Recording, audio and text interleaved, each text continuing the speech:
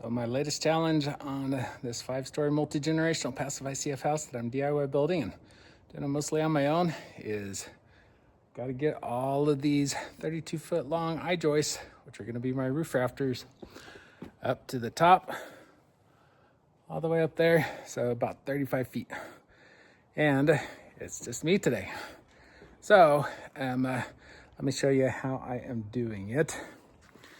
So first step is I am marking out 14 feet, 16 feet, which is the center, and then 18 feet.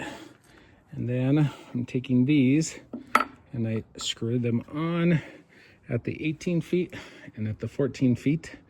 And then I mark it in the 16 feet because that's where I've got this electric lift joist thing. Got it up there. I've got a couple of pulleys, and then the actual electric lift is on the other side. And then what I do is I've got these nice carabiners, very heavy duty. So this is the center one. It actually ends up being in the center. And then let's see if I can get one of these. And then what I do is that's the other side. So that this little piece of metal right there, that is what holds this in, and then that's attached to the other carabiner.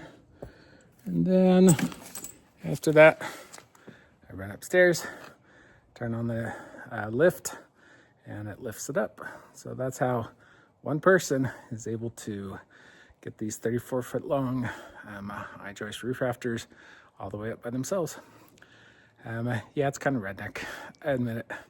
And I definitely do not recommend this to anybody else because obviously it's something that I just came up with on my own. I'm sure there's lots of safety issues, so don't try this at home. But I will say, because I'm up there and not underneath, worst case is this whole thing fails and I end up losing one of my roof rafters.